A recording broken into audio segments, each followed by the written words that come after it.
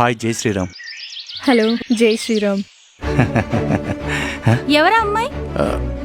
నాకు తెలియదు. మరి నీకు జై శ్రీరామ్ అని ఎందుకు చెప్పింది?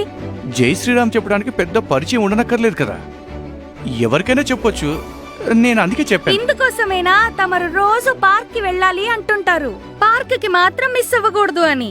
ఎందుకంటే దేవుణ్ణి అడ్డం పెట్టుకుని ప్రతి అమ్మాయికి హాయ్ చెప్పాలి కదా. నేను కూడా చెప్తా, అబ్బాయిలను చూసి నేను మీలాగే జై శ్రీరామ్ చెప్తా. అప్పుడు తమరికి బుద్ధి వస్తుంది. జై శ్రీరామ్.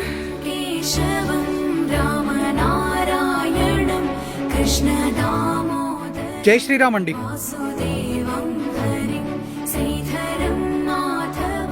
అరేవా, నాకు తప్పైతే ఏమీ అనిపించలేదు. ఇది చాలా మంచి విషయం. నువ్వు కూడా అబ్బాయిలకు జై శ్రీరామ్ అని చెప్పి అందులో తప్పేముంది? జై శ్రీరామ్ బాబు. శుభోదయం అమ్మగారు, మీకు జై శ్రీరామ్. ఎలా ఉన్నారు? బాగున్నాను. ఇంతకుముందు ఆమె ఎవరో నాకు తెలీదు. అలాగే నేను కూడా. నిన్న ఆవిడకి నేను జై శ్రీరామ్ అని చెప్పాను. అది గుర్తుపెట్టుకుని నాకు ఇవాళ చెప్పారు. భగవంతుని తలుచుకోవడానికి ఒకరినొకరు తెలుసుకోవాల్సిన అవసరం లేదు. ఎవరు ఎవరికైనా చెప్పొచ్చు.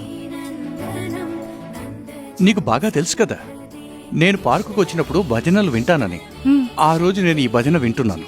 రామనామం అనే ముత్యాన్ని పంచుతాను ప్రతి ఒక్కరికి, చెందుతుంది ఇది అందరికీ. నేను అలా భజిస్తూ అందరికీ చెబుతాను. నేను అలా భజన వింటూ ఉంటే ఎవరో నా పక్క నుండి వెళ్తున్నారు. నేను వాళ్ళకు జై శ్రీరామ్ అని చెప్పాను. వాళ్ళు నాకు జై శ్రీరామ్ అని చెప్పారు. ఇక అప్పటి నుంచి నాకు ఎవరు కనిపించినా జై శ్రీరామ్ అని చెప్తాను. అలాగే వాళ్ళు కూడా నాకు చెప్తారు. అలా అని తెలియని అమ్మాయికి అయితే చెప్పను. ఆ అమ్మాయి ఉంది కదా, మన వెనుక వీధిలో ఉంటున్న శర్మగారి అమ్మాయి, అందుకోసమే చెప్పాను.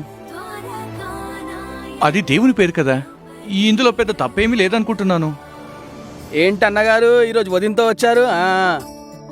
జై శ్రీరామ్. జై శ్రీరామ్. జై శ్రీరామ్. జై శ్రీరామ్. ఇక వెళ్దామా?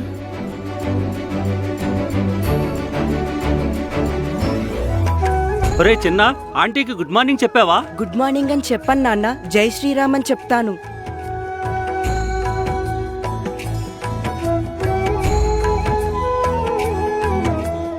జై శ్రీరామ్ తమ్ముడు. జై శ్రీరామ్ అన్నా.